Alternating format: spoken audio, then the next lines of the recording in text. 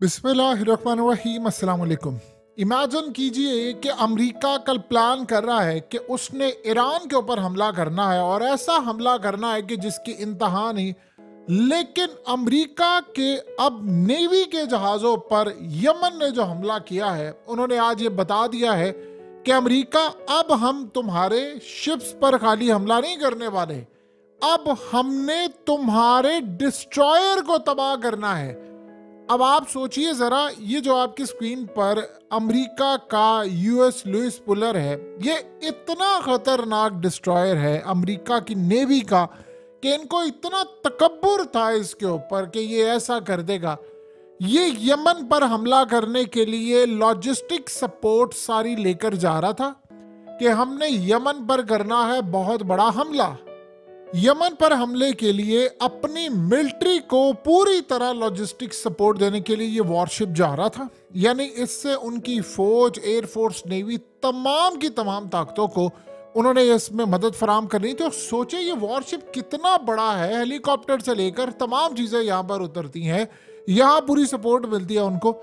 ये जा रहा था कि जी यमन पर हमला करना है अपनी पूरी सपोर्ट देने के लिए। यमन ने इन पर मिसाइल दागे हैं और इतने खतरनाक मिसाइल दागे हैं कि ये पूरी तरह तितर बितर हो गया है। अब आप सोचिए जरा कि यानी पूरी तरह आपकी टांगे काम चाहती हैं कि आप जिसको भेज रहे हैं मैदान में उतरने के लिए, अगर उसी को उड़ाने के लिए यमन आ गया तो बाकी सूरत हाल क्या होगी।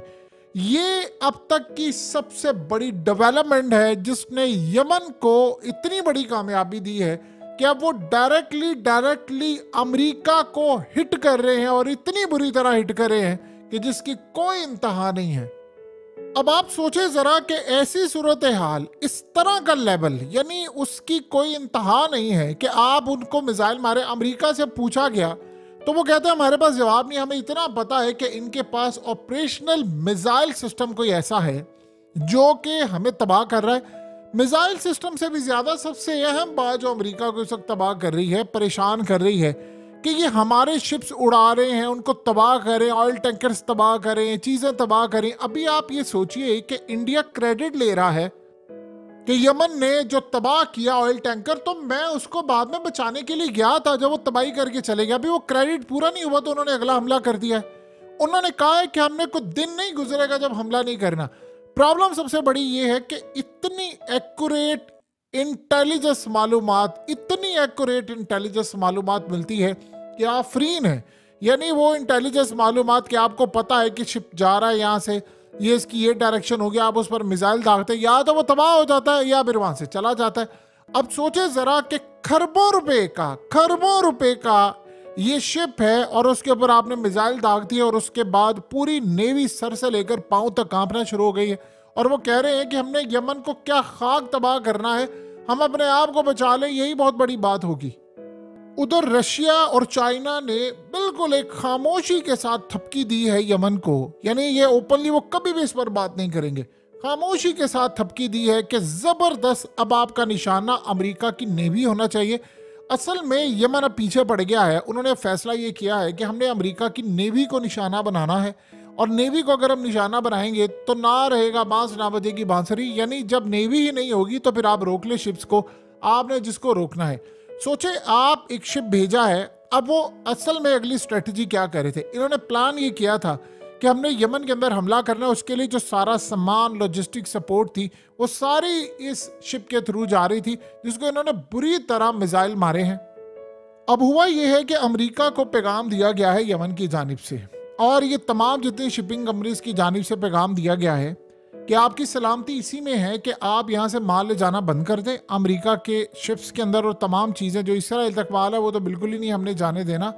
लेकिन इसके साथ एक इंटरेस्टिंग बात उनको कही गई है कि हम दूर दूर तक, यानी एक होता है कि नियर फ्यूचर, 1 महीना 2 महीना, उन्होंने इनको पैगाम दिया है कि आप लंबी रेस के घोड़े के लिए तैयार हैं। लंबी यानी आप सोच लें कि ये लड़ाई लंबी जारी होनी है, और उन्होंने कहा कि जब तक इसराइल लड़ाई कर रहा है तब तक हम शिप्स को निशाना बनाते रहेंगे, हमारे पास मिसाइलों की कमी नहीं है।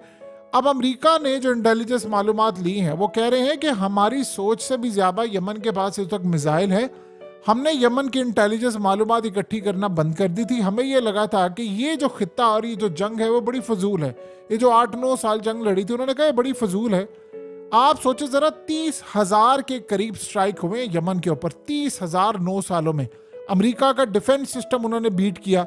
अब उसके बाद सूरत हाल हुई कि 30,000 के करीब जब स्ट्राइक हो गए थे, इतने ज्यादा खतरनाक स्ट्राइक हो गए हैं, तो उन्होंने कहा कि वो यमन को खत्म नहीं कर सका। तो हमारी गलत फहमी है। अब जो अमेरिका की इंटेलिजेंस रिपोर्ट है यमन के बारे में, उनके मुताबिक ये है कि यमन को जो ईरान ने मिसाइल सिस्टम दिया हुआ है वो एग्जैक्टली अमेरिका के किसी भी टॉप लेवल के एयरक्राफ्ट कैरियर को, डिस्ट्रॉयर को और तमाम डिफेंस सिस्टम को बीट करके इसको तबाह करने की सलाहियत रखता है।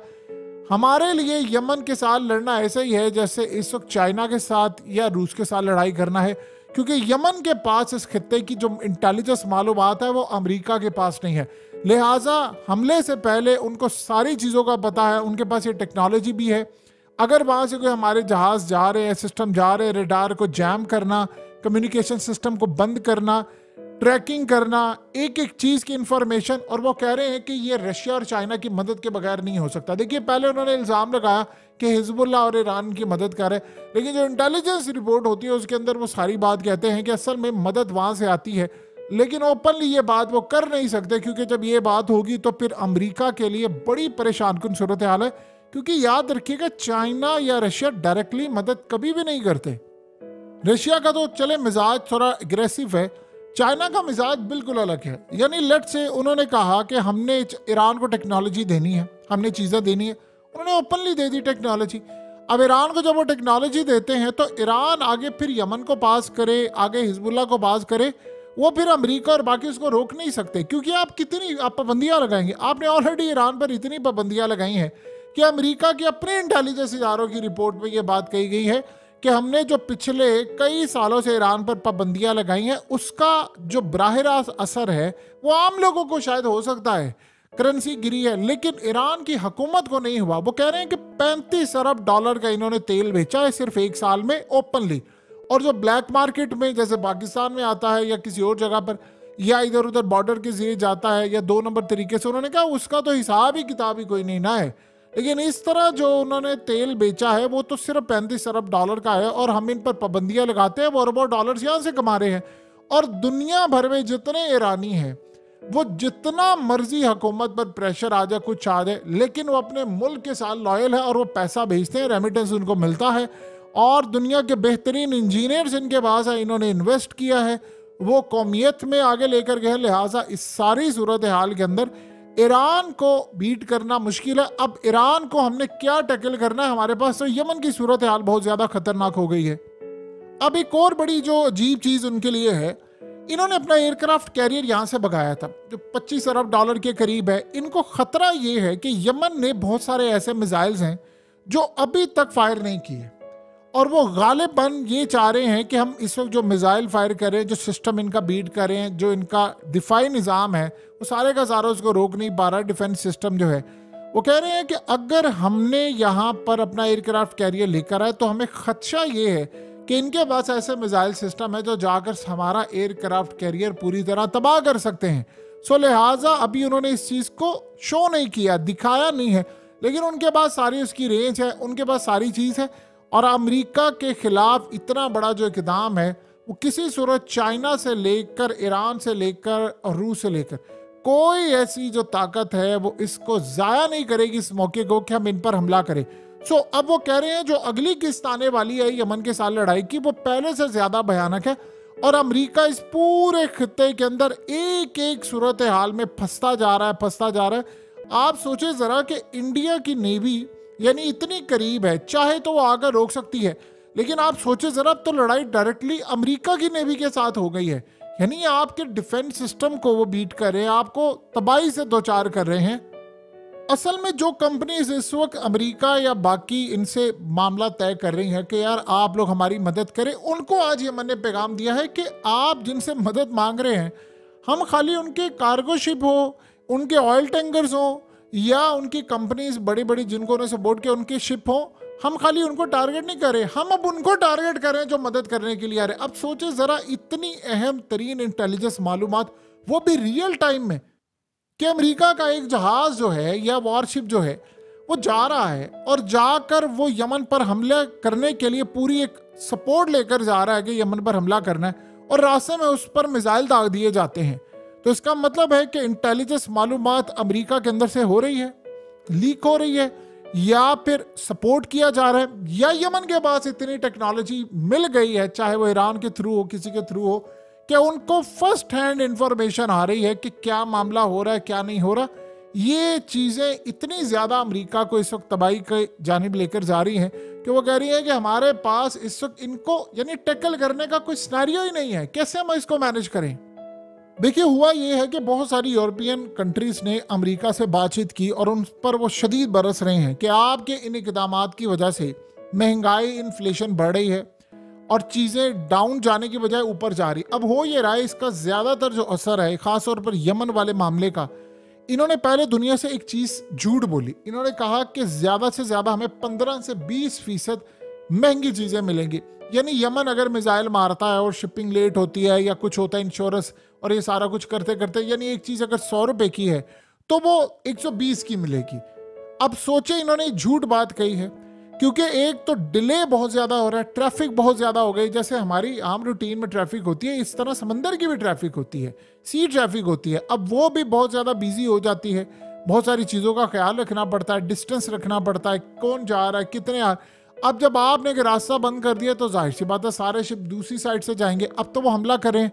अब सोचिए ज़रा, उसके बाद अजीब सूरत हाल है, अमेरिका पर भी हमला हो रहा है, बरतानिया पर भी हमला हो रहा है, इसराइल पर भी हमला हो रहा है, और जो भी जहाज़ इनके लिए चीज़ें लेकर जा रहे हैं उन पर भी हमला हो रहा है। तो वो अब उन्होंने इनको साफ कहना शुरू कर दिया है कि इसराइल एक मुल्क है जिसकी वजह से हम सबको भुगतना पड़ा है, और बहुत सारे ममालिक अब प्लान ये कर रहे हैं कि उन्होंने अपने आप को डिस्टेंस करना है। आपने गौर किया एक बात सबसे अहम, जैसे यूरोपियन कंट्रीज़ ने ये बयान दिया है कि हमने रूस के साथ, यानी कुछ कंट्रीज़ ने, कि हम पुतिन के साथ मामला तय करना चाहते हैं, उसी वक्त बरतानिया के अंदर अमेरिका ने अपना जो न्यूक्लियर मिसाइल सिस्टम है वो ऐलान कर दिया कि हम डिप्लॉय करने जा रहे हैं। साथ ही नेटो को कह दिया उसकी 3 लाख की फौज बिल्कुल तैयार हो गई है, और साथ ही उन्होंने कहा जी हमने रूस के ऊपर हमला करना है। यानी आप ये सोचे ज़रा, कोई तो ताकत ऐसी है, अगर ये हो जाती है डील रूस के साथ, तो फिर इसका मतलब ये है कि अमेरिका का तो खेल ख़त्म हो गया। इसका मतलब है कि यूरोपियन कंट्रीज़ ने अमेरिका को बाईपास कर दिया।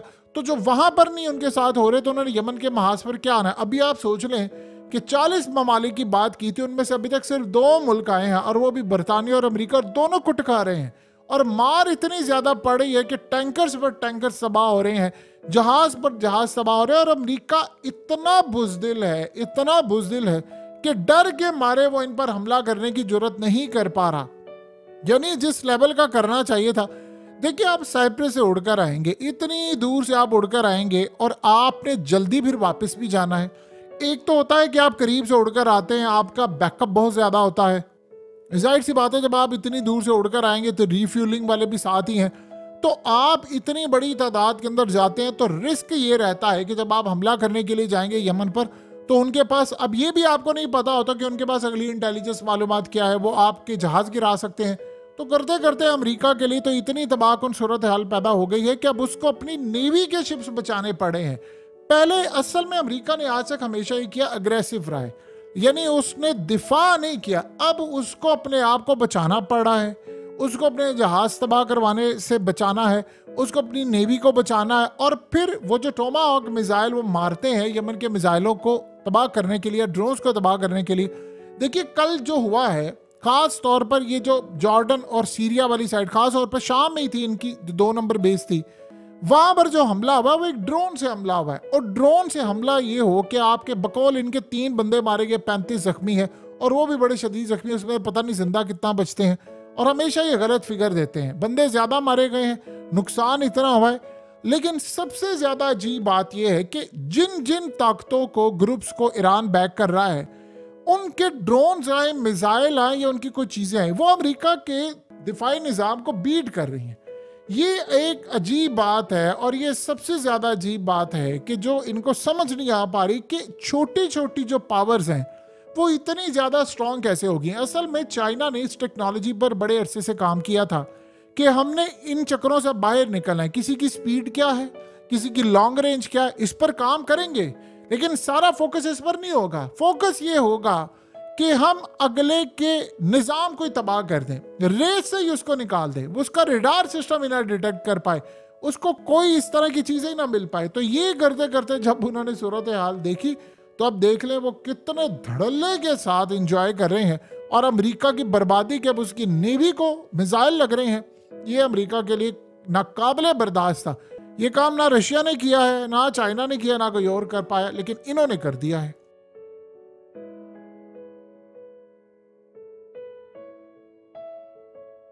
हकीकत टीवी को सब्सक्राइब करना मत भूलें, वीडियो को लाइक करें, शेयर करें और कमेंट सेक्शन में अपनी राय का इजहार जरूर करें।